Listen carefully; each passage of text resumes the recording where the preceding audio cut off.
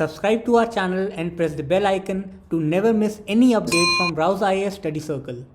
Join the only official Telegram channel of Rouse IAS Study Circle to get the relevant materials and important updates. Hello and welcome to the Daily News Simplified. The what, why and how, or the newspaper analysis from a civil service examinations perspective. So today we are going to discuss The Hindu Delhi edition dated 9th May 2022.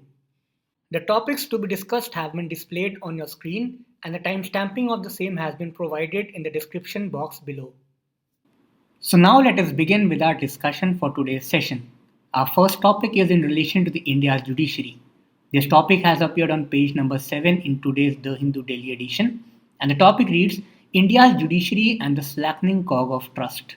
In this relation, in today's session we are going to discuss the overview of judicial reforms in India.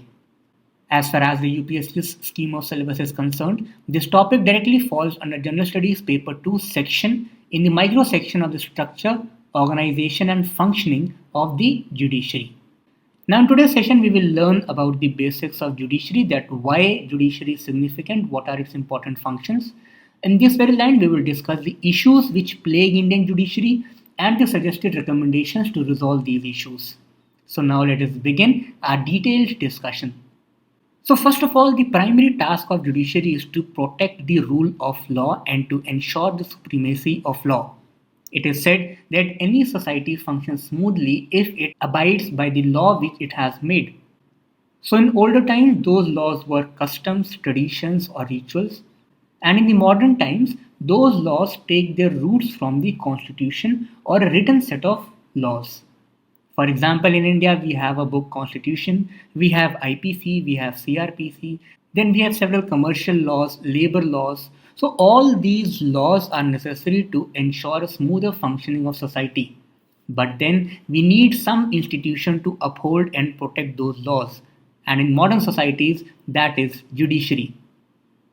And if the judiciary is able to protect the rule of law and ensure the supremacy of law, only then we can say that judiciary is able to safeguard the individual rights.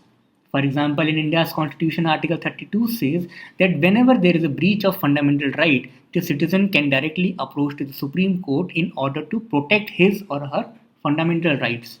So in this very basic sense, judiciary is important to protect the rule of law, ensure supremacy of law, and safeguard the individual rights.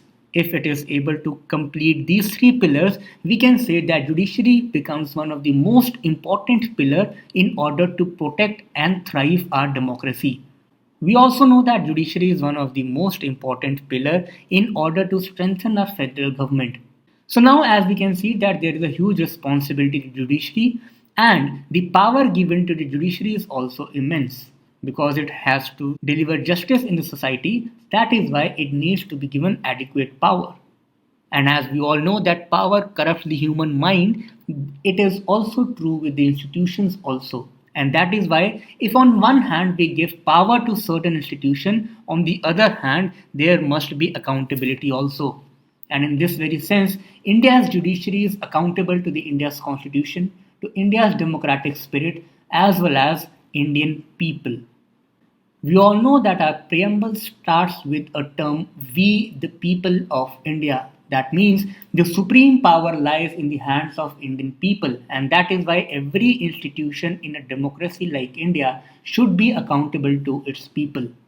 But then when we come across several news articles whereby we witness that there is a presence of corruption in India's judiciary, there are high pending cases, justice is not delivered on time, we think that what are those issues which are hindering the effective functioning of India's judiciary. And in this line, now we will discuss what are the various issues which plague Indian judiciary.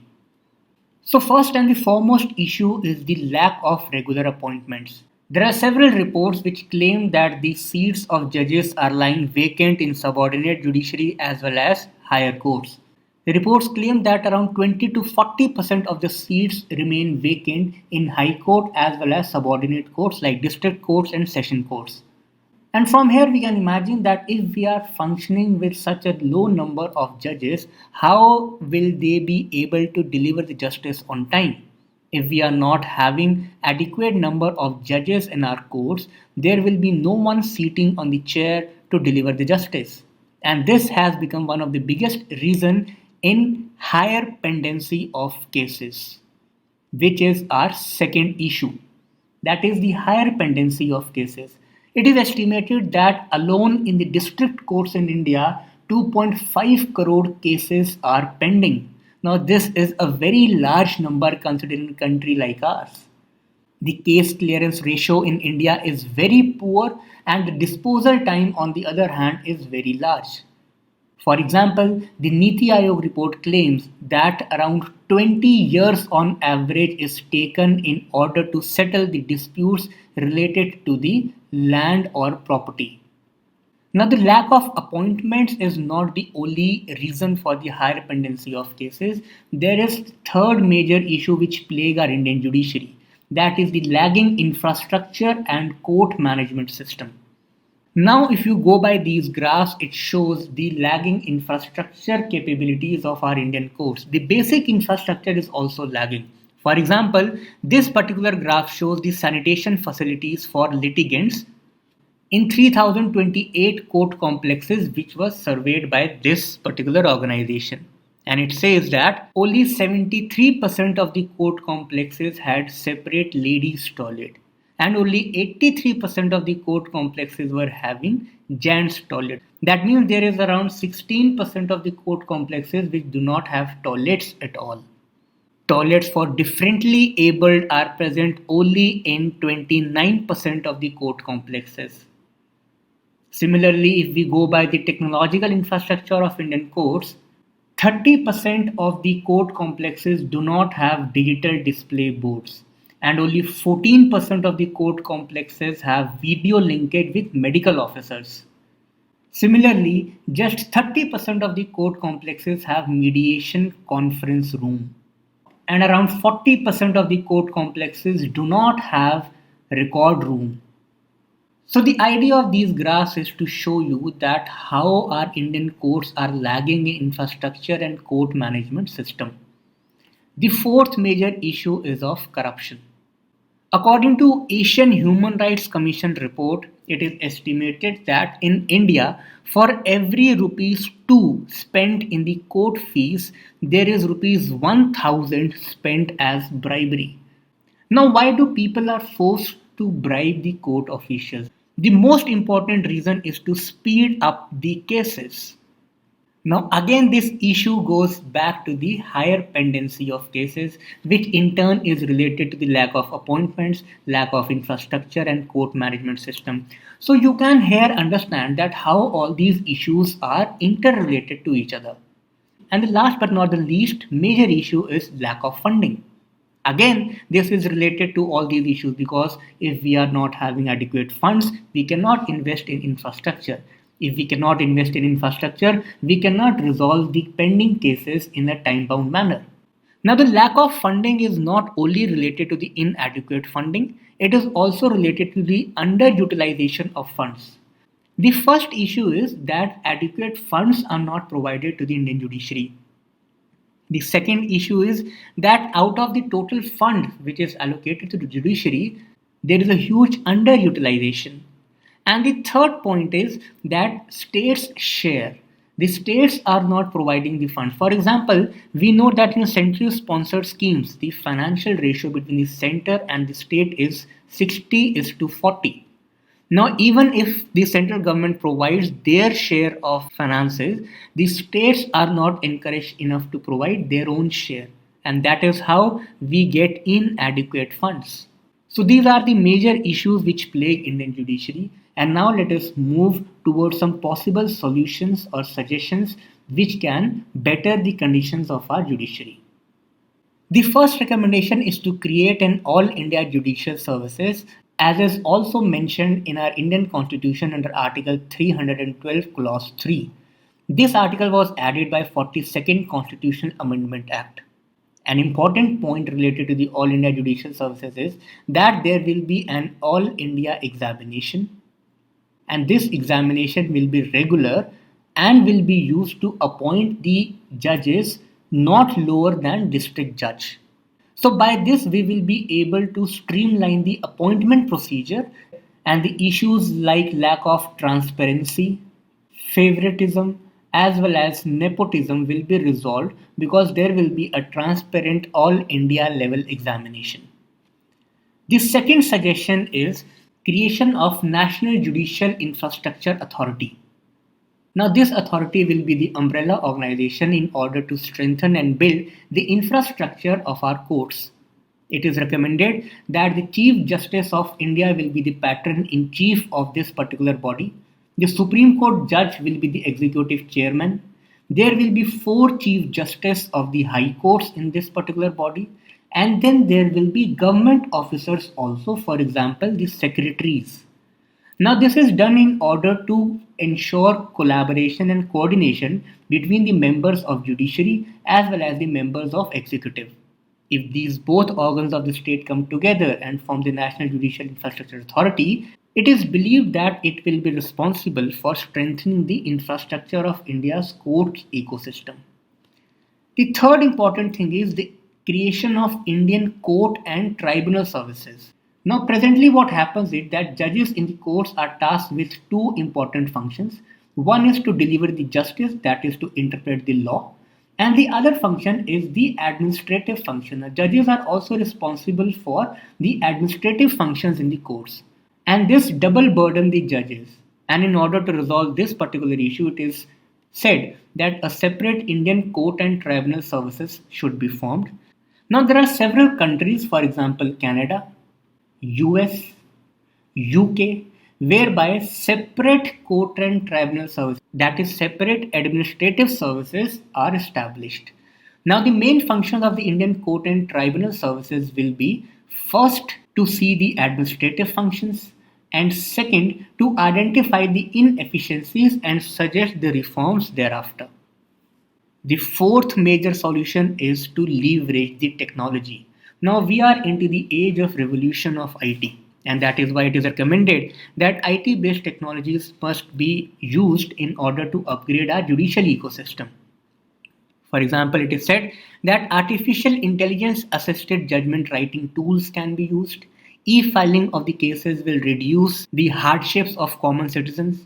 The case tracking will ensure accountability, and integration of the police, prison, and court will be a major reform in the overall criminal justice system of our country.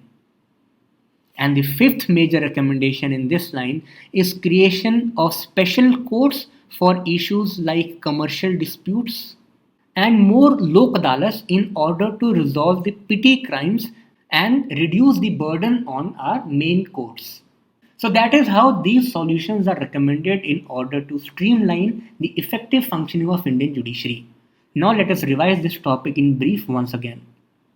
Under this topic, first we looked at the background of judiciary, that what are the important tasks of judiciary, that is to protect the rule of law, ensure supremacy of law and protect the individual rights in order to protect the overall democratic spirit. Next, we learnt about the issues which are plaguing the Indian judiciary in terms of lack of regular appointments, high ratio of pendency cases, lacking infrastructure and court management system, higher rates of corruption, and lack of funding. And in this very line, then we saw the recommendations which can be very useful in order to streamline the court functioning. The first suggestion is creation of All India Judicial Services. The second solution was creating the National Judicial Infrastructure Authority with Chief Justice of India as its patron in chief. The third was creating Indian courts and tribunal services to look after the administrative functions. This will be a specialized services. And the fourth was leveraging technology in order to fasten and enhance the efficiency of our courts. And the last was creating the special courts and more number of lok adalats in order to resolve the special cases like commercial disputes or the petty crimes in order to reduce the burden on our judiciary. Now we will move towards our next topic. This topic is in relation to the higher education institutions in India, issues therein and the related suggestions. This topic reads multiple crises in Indian universities. This topic has appeared in today's The Hindu Daily edition at page number 7, and as far as the UPSC's scheme of syllabus is concerned, this topic falls under General Studies Mains Paper 2 section in the subsection of Social Justice and microsection of Issues relating to development and management of social sector or services related to education. Now, if we go by the UPSC's previous paper analysis, UPSC 2015 asked the mains question in this very regard. The question said that the quality of higher education in India requires a major improvements to make it internationally competitive. Do you think that the entry of foreign education institutions would help improve the quality of higher and technical education in the country? Discuss. So, if you closely analyze this particular question, the basic requirement which UPSC expects out of you is that you must be aware about the various issues which are there in India's higher education. That is why it says it requires major improvements to make it internationally competitive. In the backdrop of these issues, you have to examine the relevance of the entry of foreign education institutions. That means you have to examine that how much these foreign education institutions will be able to tackle all the issues. Will they be able to tackle some of the issues, or will they be able to tackle all the issues? On that basis, you have to discuss that what will be the relevance of their entry. However, as far as today's session is concerned, we will discuss certain data related to the higher education institutions, the ideal learning outcomes, the issues involved, as well as the measures which can be taken in this regard. So, first of all, the data suggests that there has been a stagnant spending in the higher education ecosystem of our country. Since 2012, out of the total expenditure of the government, only 1.3 to 1.5% is being spent in the higher education institutions. Further, the reports also suggest that government is pushing higher intakes in the education institutions because it has to increase its gross enrollment ratio, but on the contrary, government is not increasing the teaching posts. So this situation will ultimately lead to the poor teacher student ratio. And this, on one hand, will create unnecessary burden on teachers, and on the other hand, will severely impact the learning outcomes. Next, there are only 4 Indian universities in the global top 500 universities in the world rankings. So these data suggest us that the situation is not very good as far as the India's higher education institutions are concerned. The ideal learning outcomes which one expects out of our universities is based on 3 pillars. First is the knowledge. The higher education institutions are aimed to strengthen the knowledge base of Indians, the students. It is aimed to develop the intellectual strength of our students in order to make them capable to think any particular issue from multiple dimensions and perspectives.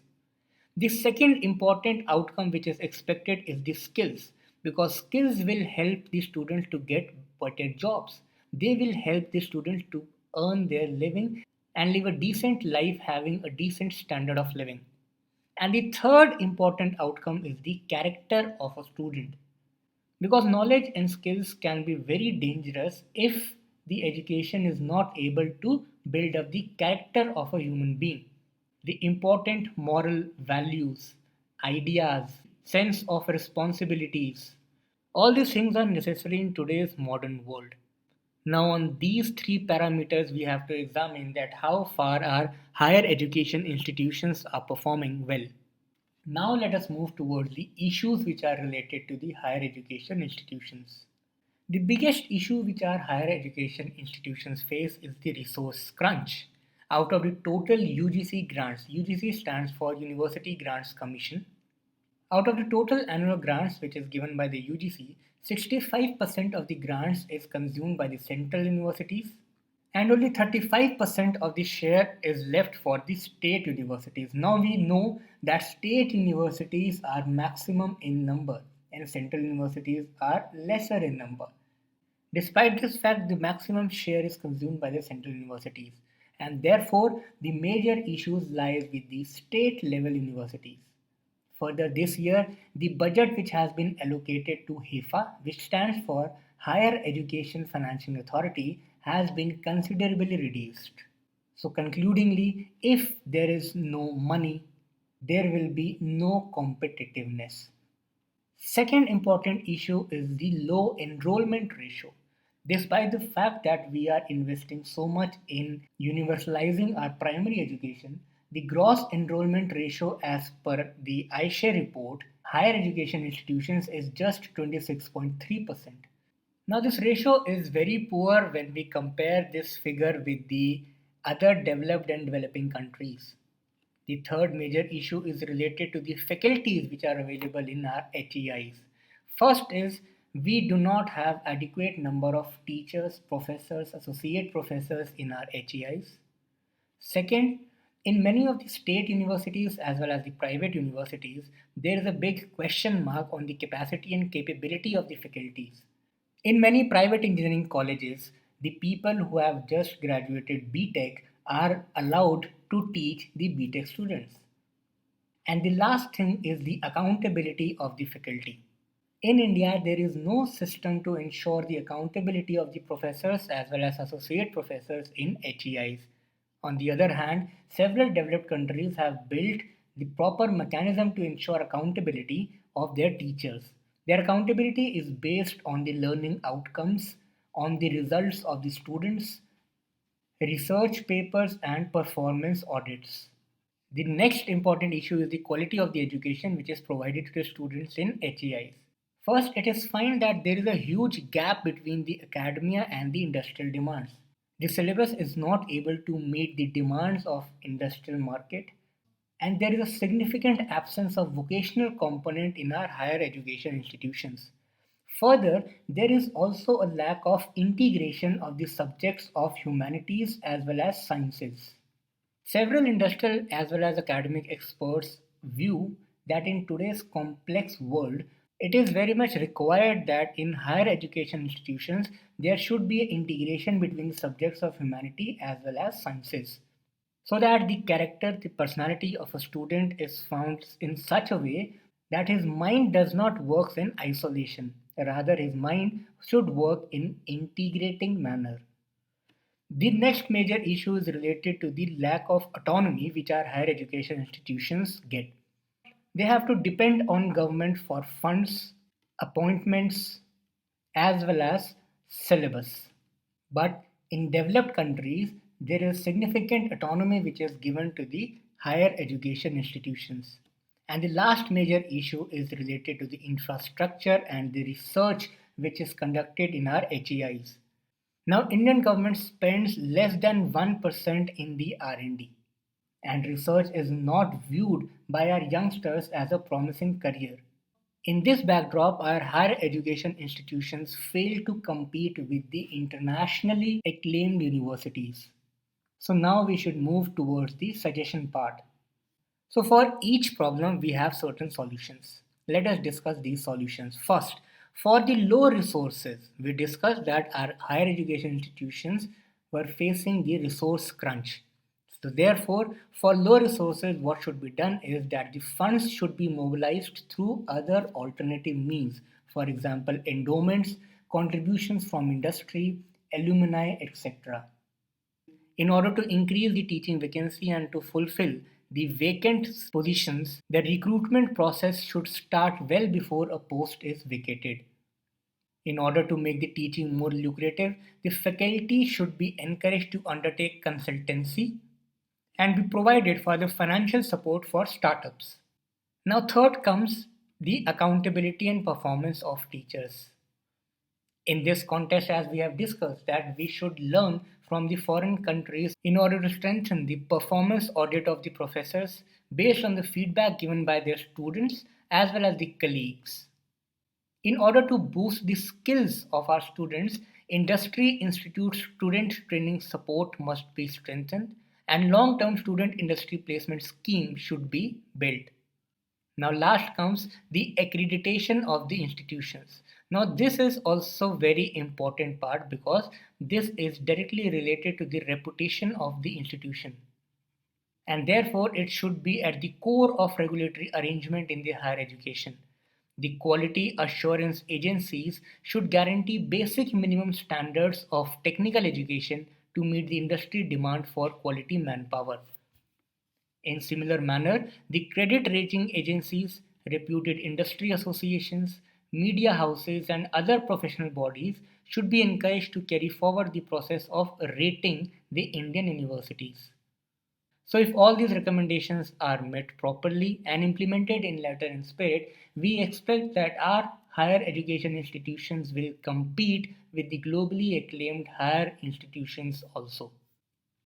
Now, this topic has appeared in the text and the context section, and this topic is in relation to the recent controversy over the Jammu and Kashmir Delimitation report. From the syllabus point of view, this topic falls under General Studies Paper 2 section in the Constitution and Polity subsection. So the controversy is regarding the allotment of seats in the UT of Jammu and Kashmir. Because as per this report, the seats in the Jammu region has increased significantly, which according to some experts will benefit the ruling government. However, from the syllabus point of view, we need to know that what is exactly the Delimitation Commission, what are the associated constitutional provisions, and what is the composition of the Delimitation Commission. In this very regard, first we should know that what exactly do we mean by delimitation. Delimitation is the act of redrawing the boundaries of an assembly or the Lok Sabha seat to represent the changes in population and demography over the time. So now what happens is, because we are a democratic state and that is why every citizen has vote. So in order to ease the voting procedure, various states are divided into certain local regions on the basis of population. And this redrawing of boundaries is known as delimitation. The task of this redrawing of boundaries is undertaken by the Delimitation Commission, which is also known as the Boundary Commission. Now let us see the constitutional provisions which govern this. Two important articles are in its association. First is the Article 82 and the second is Article 170. Article 82 and 170 provides for the readjustment and division of each state into territorial constituencies. Now these local areas which we have divided are known as territorial constituencies. So the Article 82 is in association with the territorial constituencies for the elections of Lok Sabha, and Article 170 is in relation to the assemblies, the local assemblies, that is the state legislature. Under Article 82, the Parliament enacts a Delimitation Act after every census. Now this is very important. And once this act comes into force, the Union government sets up a Delimitation Commission. And according to the Delimitation Commission Act 2002, the commission is appointed by the President of India. Now this is very important from the prelims perspective. And this works in collaboration with the Election Commission of India. Now, as far as the composition of this particular commission is concerned, it has a retired Supreme Court judge, it has Chief Election Commissioner, and it also has respective state election commissioners. This commission is such a powerful body that its orders cannot be challenged in a court of law. These orders are laid before the Lok Sabha and the respective state legislative assemblies. However, modifications are not permitted. Now here I want to tell you that the recent controversy, which is in relation to the Jammu and Kashmir, has erupted because the special status of Jammu and Kashmir was changed by the Union government in 2019. When J&K had a special status, its delimitation for the Lok Sabha elections was governed by the Delimitation Act 2002, but the delimitation for the assembly elections was governed by the own act of Jammu and Kashmir. So that is why the assemblies were not governed by the Delimitation Act 2002, which is the Union Act. And this very thing has changed after the revocation of this special status. Till now, 4 delimitation commissions have been set up: 1952, 1962, 1972, and then in 2002. Now, in 2002, the seats was frozen. The number of Lok Sabha constituencies has not been revised since 1972. In 2002, it was frozen at 543 till the year of 2026. The last delimitation exercise was finished in 2008, when 2001 census was taken as the basis for readjusting the boundaries of the existing Lok Sabha and Assembly constituencies. Now let us move towards our last topic, which is in relation to the Rakhigarhi site. Now, this site is very famous, and this comes in your ancient history syllabus, and that too under the specific topic of Harappan civilization. From the prelims perspective, we need to be aware about certain key facts related to Rakhigarhi site. Now, first of all, let me ask you, where is Rakhigarhi exactly? In which state does it lie? It is in the state of Haryana. Now, Rakhigarhi is the largest site of the Harappan civilization. Before Rakhigarhi excavation, the largest site which was believed of the Harappan civilization was Mohenjo-daro in Pakistan. Now, as we all know, that Indus civilization was one of the most modern civilization as far as the urban culture was concerned in that particular period. Now, Rakhigarhi was one of the metropolis city of that civilization, which thrived around 5,000 years ago. There are extensive evidences of massive manufacturing and trade activities, which also prove the economic organization of the people in Rakhigarhi and the foreign links too. They had trade links with people in Rajasthan, Gujarat, as well as foreign territories like Baluchistan as well as Afghanistan. It is one of the five known biggest townships of Harappan civilization. The other four townships are also very important. First, Mohenjo-daro. Second, Ganveriwala. These two sites are in Pakistan. Now, Ganveriwala is also very important because it was recently in news also. And third is the Dholavira in Gujarat.